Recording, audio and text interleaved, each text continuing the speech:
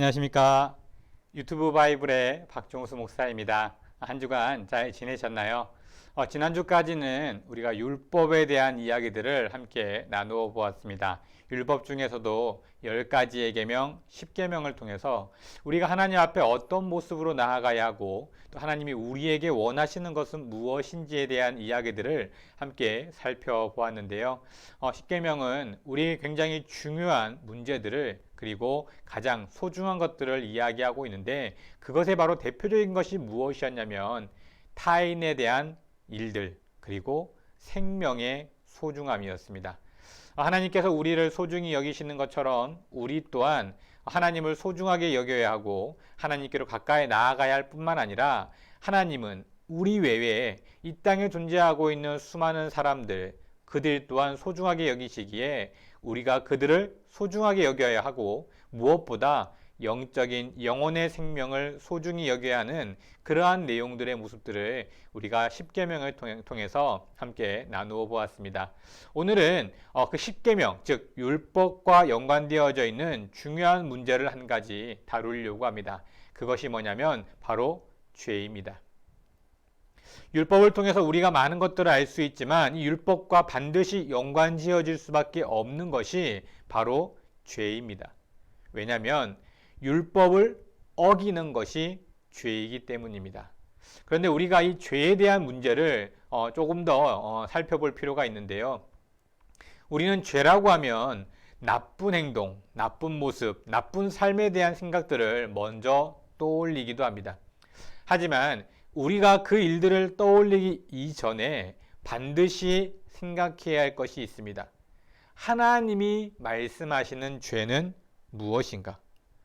하나님은 과연 무엇을 죄라고 말씀하시는가? 하나님이 말씀하시는 선한 것과 악한 것의 기준이 무엇인가? 하나님이 말씀하고 계신 선과 악의 기준은 우리가 생각하고 있는 착한 일과 나쁜 일이 되어질 수가 없습니다. 왜냐하면 우리가 생각하고 있는, 우리가 알고 있는 착한 것과 나쁜 것은 객관적이지 않고 주관적이기 때문입니다. 심지어 우리가 만들어 놓은 율법조차 하나님이 원하시는 모습은 아니라는 것입니다. 인간들의 편의에 의해서 사람들이 자신들의 삶에 조금 더 유용한 모습으로 살아가기 위해서 여러 많은 질서들을 만들었고 그 질서들 가운데에서 그 법을 만들어 놓은 것입니다. 즉 하나님이 원하시는 모습의 법을 만든 것이 아니라 사람들이 살아감에 조금 더 이롭게 하기 위한 방법을 만들어 놓은 것이 우리가 알고 있는 이 세상의 법입니다. 그렇기에 그 법을 어기고 지키고는 하나님의 선하심과 악하심과는 조금 다를 수 있습니다. 이것이 우리에게 중요한 문제입니다. 그런데 우리는 이 사실을 많이 놓치고 살아갑니다. 하나님의 기준에서 하나님이 원하시는 선과 악의 기준은 무엇인가? 그것은 우리가 알고 있는 선악과의 이야기, 아담과 하와가 사단의 유혹을 이기지 못하고 그들이 선악과를 따먹은 이야기에서 가장 쉽게 살펴볼 수가 있습니다. 하나님이 말씀하시는 악, 하나님이 말씀하시는 죄, 그것은 바로 하나님의 말씀에 불순종하는 것입니다. 하나님이 말씀하시는 죄는 이 세상에서의 나쁜 일이 아닙니다. 하나님이 말씀하시는 죄는 하나님의 말씀에 불순종하는 것이었습니다. 아담이 죄를 지은 것은 그 땅 가운데 살아가면서 악한 일을 행했던 것이 아니라 하나님의 말씀에 불순종했던 것입니다. 선악과를 따먹지 말라고 하신 하나님의 말씀을 분명히 알고 있었음에도 불구하고 그는 선악과를 따먹었습니다. 선악과를 따먹은 것이 죄가 아니라 따먹지 말라고 말씀하신 하나님의 말씀에 불순종한 것이 죄입니다. 또한 선과 악의 기준은 착하고 나쁜 모습이 아니라 하나님과 함께 있느냐, 하나님을 떠나 있느냐입니다. 하나님과 함께하는 것이 선이며 하나님을 떠나 있는 것이 악인 것입니다. 이것이 바로 하나님께서 우리에게 말씀하시는 죄의 기준과 선과 악의 기준입니다.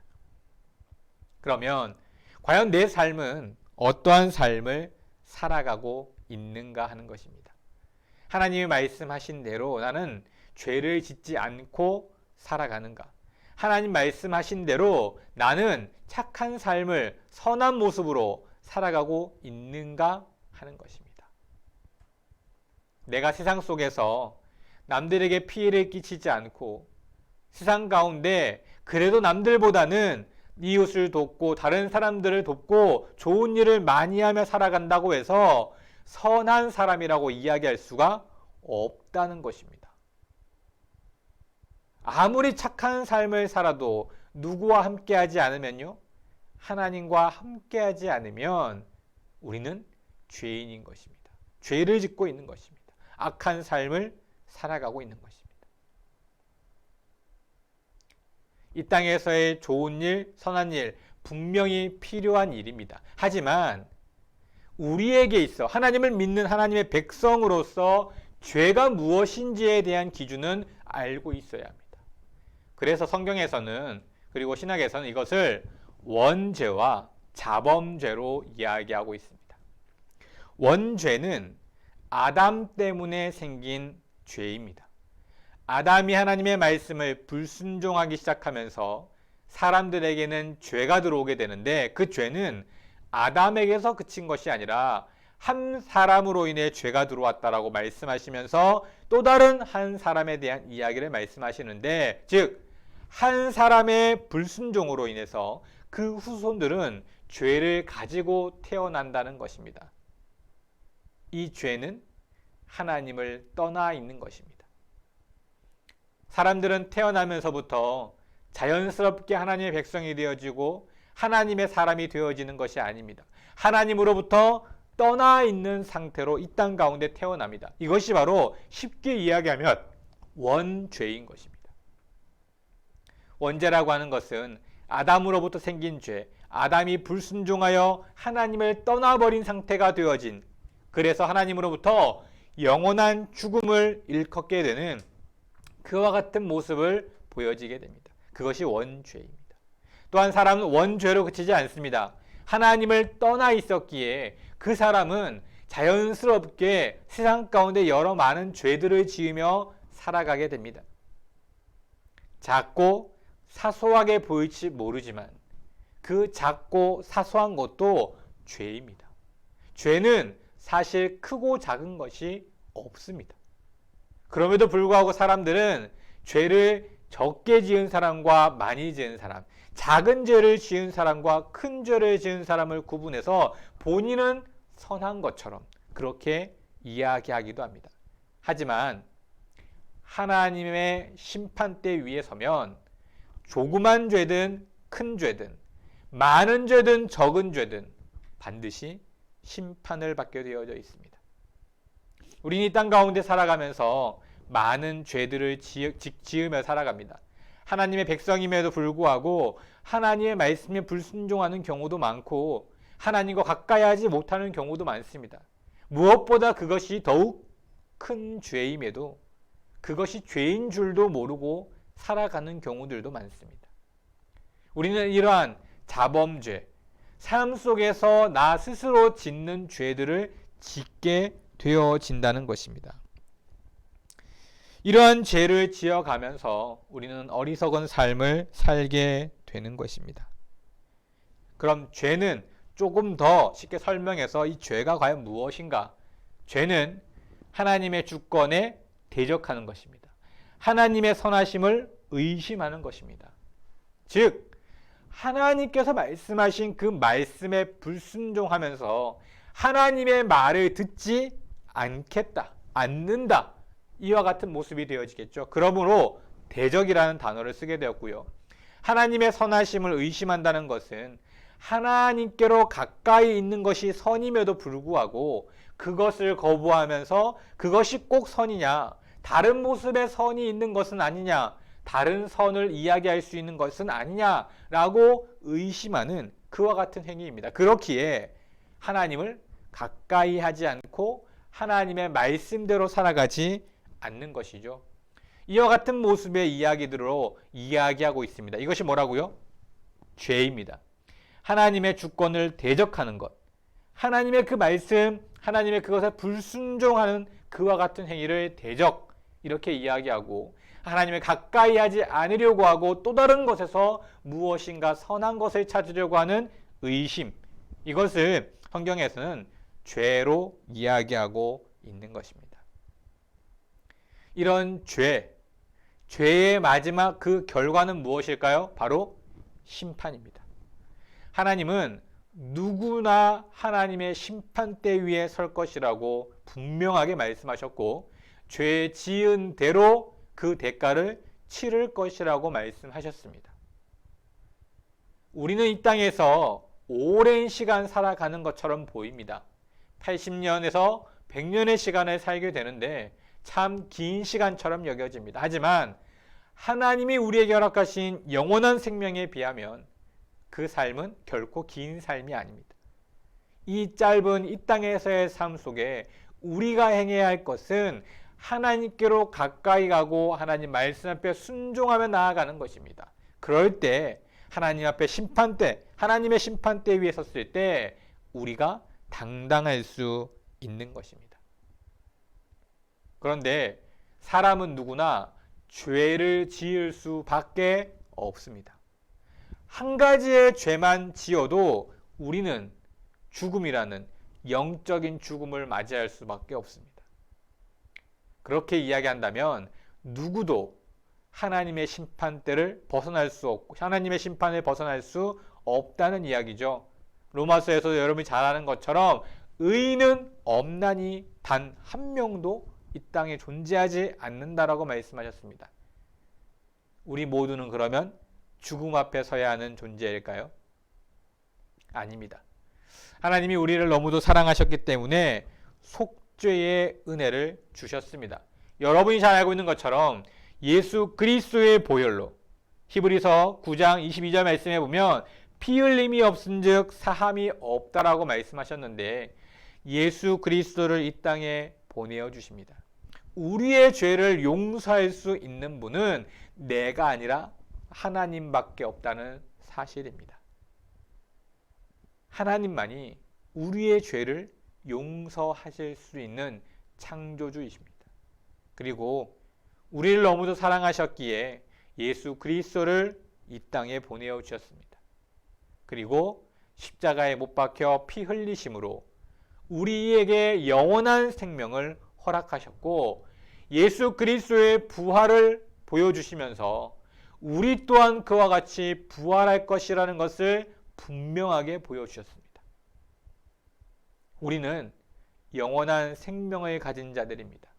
예수 그리스도를 믿음으로 고백하는 그 순간부터 그 영원한 생명이 우리의 것이 되는 것입니다. 그리고 우리의 죄는 단순히 지금 이 순간 내가 잘못한 죄를 용서받는 것이 아닙니다.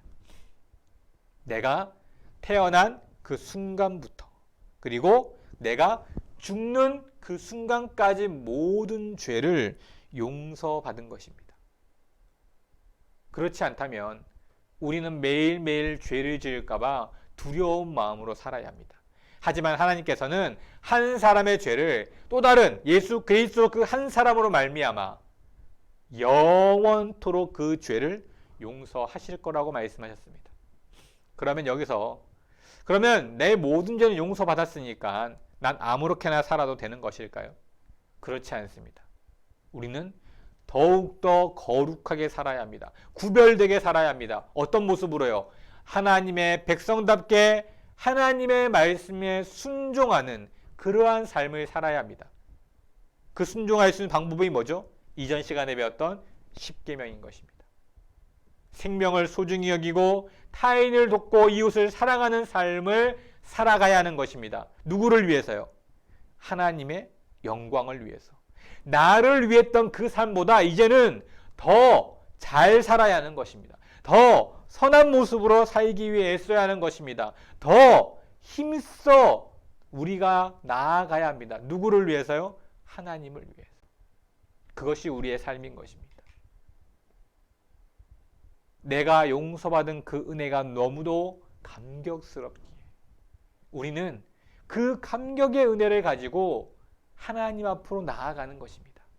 그 말씀에 순종하는 삶을 통해서 선한 삶, 조금이라도 하나님 말씀 앞에 붙들리고 가까이 감을 통해서 내가 죄를 짓지 않기 위해 노력하는 삶으로 살아야 하는 것입니다.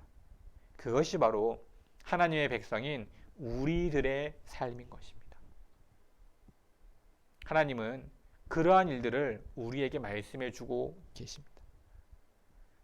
율법을 주신 하나님, 그것을 통해 죄를 지을 수밖에 없는 우리들, 그래서 독생자이신 예수 그리스도를 보내어 주심으로 영원한 생명을 다시 회복시켜 주신 하나님, 우리는 그 하나님께 날마다 감사하는 마음으로 나아가야 하는 것입니다.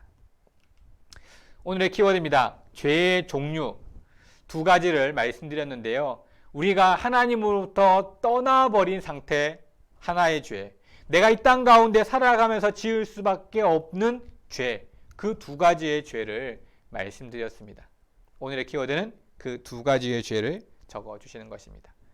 네, 한 주 동안 과연 나는 어떠한 삶으로 또 어떻게 노력하며 나아가고 있는지를 돌아보면서 하나님을 떠나지 않고 하나님을 가까이하며 또 하나님이 주시는 그 은혜로 말미암아 더욱더 하나님의 영광을 위해 하나님 백성답게 살아가시는 우리 모든 성도님들 되시기를 주님의 이름으로 축원드립니다.